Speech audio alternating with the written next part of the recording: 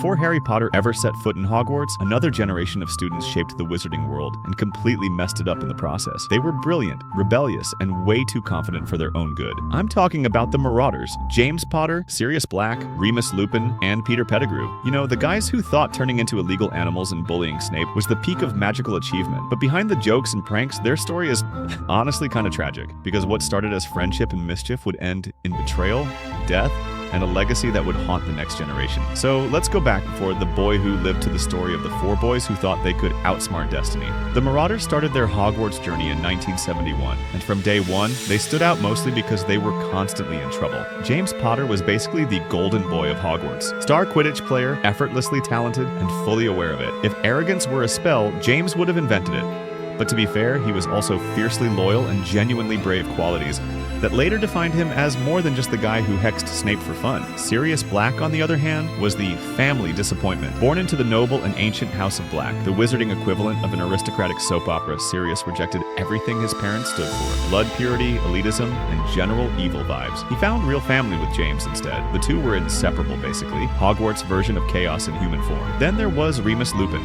the quiet one with a secret that could have gotten him expelled before his first day. He was a werewolf, bitten as a child by Fenrir Greyback, but thanks to Dumbledore's kindness and some very creative scheduling, he was able to attend Hogwarts in secret. Remus was the brains and the conscience of the group, the one who tried to keep the others from setting the castle on fire. Usually failed, but he tried. And finally, Peter Pettigrew, the awkward tag-along. He wasn't particularly smart, brave, or talented, but he had one thing the others valued: loyalty. Or at least they thought he did. Together, they became the Marauders, the self-appointed kings of mischief. They created the Marauders map, one of the most advanced magical artifacts ever made by students. They also became unregistered animagi, which, by the way, is super illegal, just so they could keep Remus company during his transformations. That's either the most wholesome or the most unhinged thing a group of teenagers has ever done. For a while, they were legends. Everyone at Hogwarts knew their names, some admired them, others not so much. Looking at you, Snape. Their rivalry with Severus Snape became the stuff of school legend, and also the beginning of something much darker. The Marauders' years at Hogwarts were wild, brilliant, and full of laughter, but they were also built on arrogance, secrets, and a war that none of them could see coming. Because while they were busy drawing maps and dodging detentions, Voldemort's shadow was already growing beyond the castle walls. By the time the Marauders reached their third year at Hogwarts, they had already earned a reputation as part geniuses, part troublemakers, and full-time rule breakers. But there was one mystery even they couldn't laugh off: Remus Lupin's strange disappearances. Every month, without fail, he'd vanish from school for a few days. When he came back, he looked exhausted, pale, and usually had a new excuse: just sick again or fell down the stairs. Right? Because falling down the stairs explains the bite marks. Eventually, James, Sirius, and Peter figured it out. Remus wasn't sick, he was a werewolf. Most people would have freaked out or kept their distance, but the Marauders weren't most people. Instead, they decided to help him in the most illegal, dangerous, and ridiculously loyal way possible, by becoming unregistered animagi. That's right, 3 teenagers thought, our friend turns into a deadly monster once a month. Let's turn into animals and hang out with him. Perfectly normal teenage logic. Now, it took them years to learn the transformation. James became a stag, strong, proud, and loyal. Sirius transformed into a massive black dog, fitting his rebellious but protective nature. And Peter turned into a rat. Yeah, foreshadowing doesn't get much louder than that. Their plan actually worked. When Remus transformed during the full moon, they would sneak out of Hogwarts, run into the Forbidden Forest, and transform beside him. Because a werewolf only attacks humans, not animals. With his friends there, he wasn't a monster anymore. He was just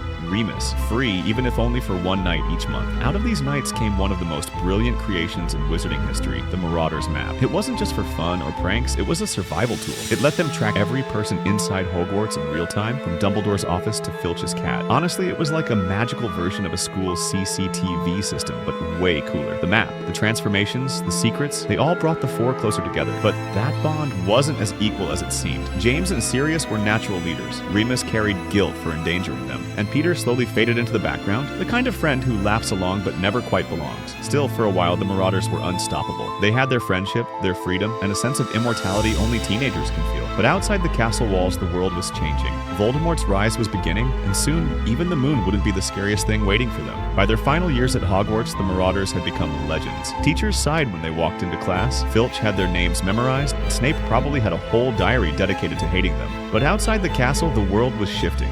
Voldemort was gaining followers, and whispers of a dark war had begun. Inside Hogwarts, life still looked golden, but the cracks were forming. James Potter had started to grow up. The arrogant prankster was becoming something else, a leader. He even stopped hexing Snape every time he got bored, which honestly was character development. Around this time, he also started dating Lily Evans, the same Lily who once called him an arrogant Torag. Love works in mysterious ways, especially when it involves life-threatening situations and shared trauma. Sirius Black was also changing. He had officially cut ties with the House of Black, a family so obsessed with blood purity they probably sorted their groceries by ancestry. He moved in with the Potters, who treated him like family, and from that point, Sirius was basically James's brother in every way that mattered. Remus, on the other hand, carried more guilt than ever. While the others prepared for the future, he feared that his curse would stop him from having one. Even among friends, he felt like an outsider. And Peter Pettigrew, well, he remained the quiet one, still desperate to be seen, still hiding behind bigger personalities. The Marauders had grown powerful, confident, maybe too confident. They had survived school, mastered magic beyond their years, and built a friendship that seemed unbreakable. But the war outside Hogwarts was getting closer. Voldemort's followers, the Death Eaters, were no longer a rumor. They were recruiting, torturing, killing. Some of them were even people they once knew from school. The lines between good and evil were no longer clear, and the Marauders were about to find out what loyalty really meant. Dumbledore had started forming a resistance, the Order of the Phoenix. It wasn't long before the Marauders joined, along with Lily and other familiar faces. Their days of mischief were over.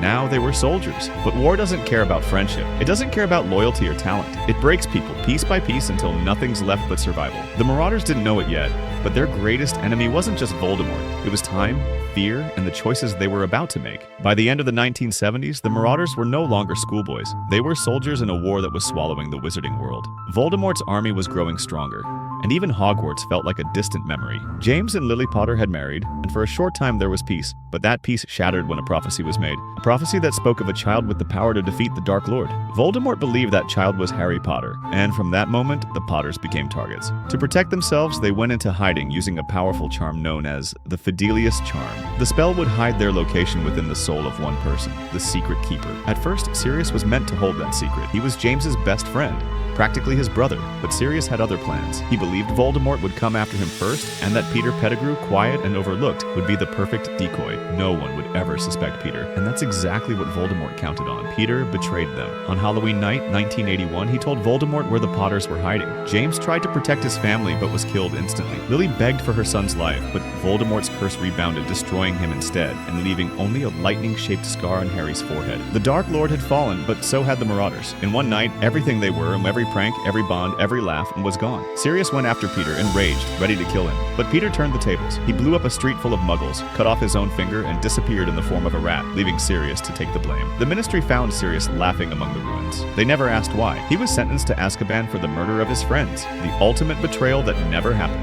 Remus Lupin was left completely alone. He thought Sirius had betrayed James and Lily, and that Peter was dead. The guilt of survival crushed him. He withdrew from everyone, living half a life, neither man nor monster, caught between memory and mourning. Years passed. The story of the Marauders faded into myth, the tale of 4 friends who changed Hogwarts and destroyed themselves. But in truth, their story wasn't over. 12 years later, Sirius escaped from Azkaban and found Harry, revealing what really happened. Peter was alive, hiding as Ron Weasley's pet rat. The truth came too late to save what they once had, but it finally restored their names. The Marauders' story is not one of perfect heroes or simple villains. It's about friendship, loyalty, pride, and the impossible choices people make when fear takes hold. They created magic that outlived them. The Marauders' map, a symbol of the freedom and youth they once had. Mischief managed, but their legacy didn't end there. It lived on in Harry, in the Order, and in everyone who ever fought back against darkness. Because even though the Marauders fell apart, what they stood for never truly died.